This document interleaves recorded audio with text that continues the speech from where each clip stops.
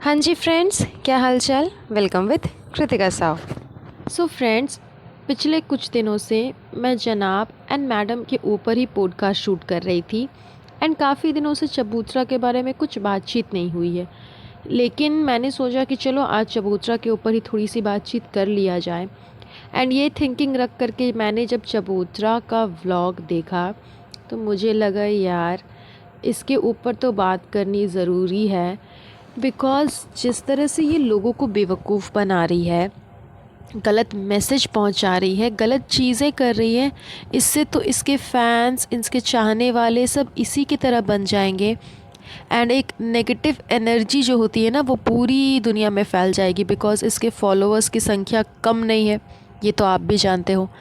तो आज के इस पॉडकास्ट में मैं उसी टॉपिक पे बात करने वाली हूँ, चबूतरा के बारे में बात करने वाली हूँ। तो आप लोग इस चीज़ को ध्यान से ज़रूर सुनिएगा। आपको याद होगा कि लास्ट रमज़ान या फिर रमज़ान जो भी बोल लो, वो जब आया था तो चबूतरा ने क्या बोला था कि फ्रेंड्स ये मेरा फर्स्ट रमज़ान है ना फ्रेंड्स, इसीलिए मैं मायके में बिता रही हूँ। हमारे यहाँ पहला रमज़ान जो है ना वो मायके में बिताया जाता है, वो मायके में मनाया जाता है फ्रेंड्स। तो मुझे ये बात बताइए कि चलो फर्स्ट रमज़ान था तुम्हारा तो वो तुमने अपने मायके में सेलिब्रेट कर लिया, बट इस बार ऐसी क्या चीज़ हो गई कि इस बार भी चबूतरा अपने मायके में आकर के धरना दी हुई है। एंड इसके साथ साथ मुझे उस स्पाइनलेस पर्सन का लगता है, यानी कि गुटखा किंग का, कि वो कैसा नल्ला निकम्मा है। आई मीन पैसे के चलते अपने माँ बाप को छोड़ देना, ये कहाँ की समझदारी है। आप लोगों को ये भी जानकारी होगी कि गुटखा किंग जो है वो बाहर जा कर के जॉब करता था, इंडिया से बाहर। उस टाइम पे भी वो अपने फैमिली से दूर रहता था। उस समय भी वो अधिकतर फेस्टिवल अपने फैमिली के साथ सेलिब्रेट नहीं कर पाता था। उस टाइम पे भी उसके मम्मी पापा जो है वो अकेले रहते थे।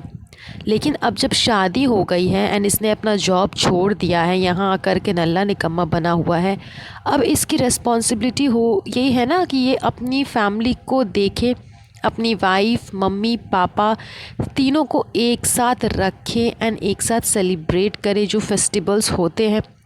लेकिन ये ना तो अपनी माँ की कोई केयर करता है, ना पापा की कोई केयर करता है, जबकि उनकी तबीयत हमेशा ख़राब रहती है। ये बात सब जानते हैं।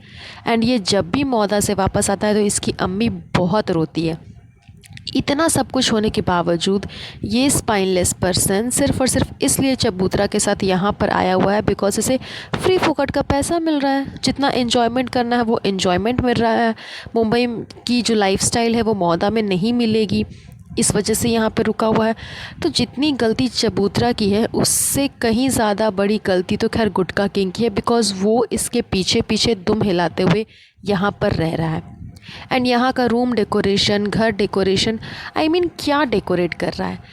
अधिकतर से अधिकतर चीज़ फैला हुआ है इसके घर पे। इसके सब्सक्राइबर्स भी इसे यही कमेंट करते हैं कि आप रेनोवेशन मत करवाओ, रेनोवेशन करवाना छोड़ दो, घर जैसा है उसी को साफ़ रखो, उसी को ऐसे फैला करके मत रखो। बट मजाल है कि इनको कुछ समझ में आएगा, इन्हें सिर्फ पैसे खर्च करने हैं।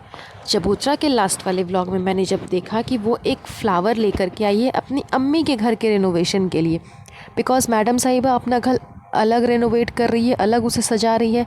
चबूतरा ने अपने फ्लैट को अलग तरीके से सजाया हुआ है, तो अम्मी का घर कौन सजाएगा। तो जस्ट बिकॉज़ भैया भाभी को शेड करने के लिए, उन्हें नीचा दिखाने के लिए चबूतरा क्या कर रही है कि वो अम्मी के घर को भी डेकोर कर रही है। वहाँ पे भी डेकोरेशन करवाने के चक्कर में वो एक फ़्लावर लेकर के आई थी जो उसे अप्रॉक्स 8000 का पड़ा था। एंड वो उसके लिए कम है। वो बोल रही है कि अम्मी ये तो बहुत कम है अम्मी, क्योंकि ऑफ़ में चल रहा था, डिस्काउंट में था अम्मी, अदरवाइज़ इसकी रेट तो 17-18 हज़ार के आसपास हो जाती है अम्मी। तो ये तो फिर भी कम आपको मिल गया मुझे, तो मैंने ख़रीद लिया। मतलब घर पे जो चीज़ें ऑलरेडी है, जो सामान है, उसे सरिया करके साफ़ सुथरा कर करके नहीं रखना है, लेकिन बाहर से सामान ला ला करके घर पे भर देना है। पर्दे वैसे ही गंदे रहेंगे, आपको सोफ़े पे कवर नज़र नहीं आएगा, एंड सोफ़ा है तो सोफ़े के ऊपर आपको कपड़े नज़र आएंगे, इधर फैला हुआ उधर फैला हुआ। अगर पर्दे लगे हुए हैं तो कोई तरीक़ा से नहीं लगा हुआ, मतलब स्टाइल से नहीं, बस ऐसे ही लटका दिया है।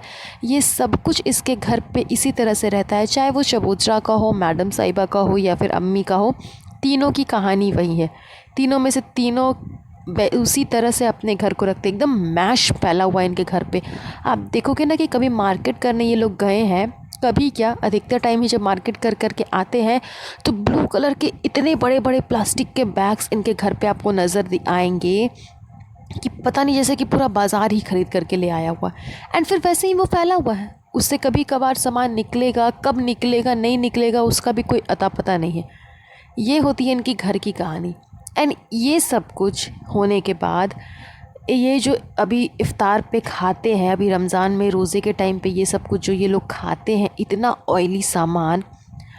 एक तरफ ये बोलती है कि मेरा वेट पुट ऑन हो रहा है, वेट पुट ऑन हो रहा है, उसके बाद दूसरी तरफ इतना ऑयली खाना खाना, फिर रात को चिकन खाना, फिर 10 मिनट के बाद बाहर घूमने जाना और फिर बाहर से कुछ खाना, मतलब दिन रात सिर्फ खाते रहना है।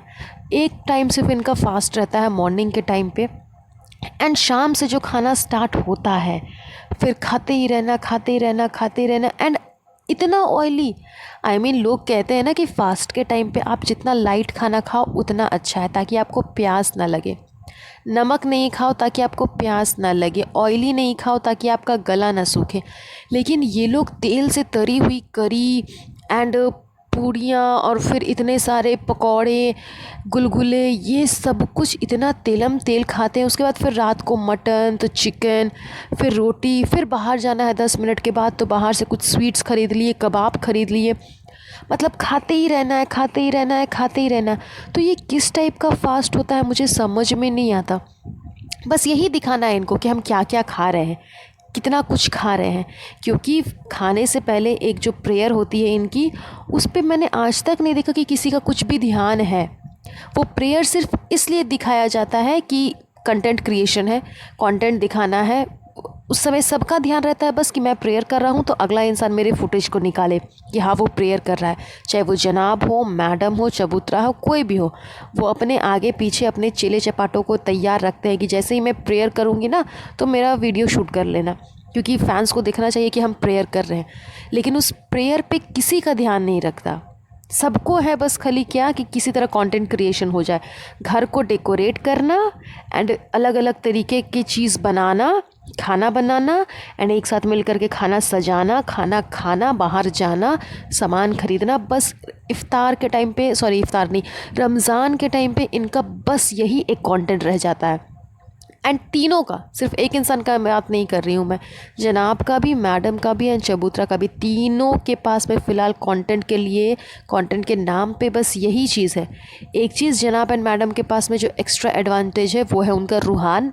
उसके अलावा बाकी तीनों के कंटेंट में आपको यही नज़र आ जाएगा कि बाहर गए हैं, सामान ख़रीदे हैं, घर को डेकोरेट किया है, आज ये नया डिश बनाया है, इसकी रेसिपी ये है एंड आज इतना खाना खाया है।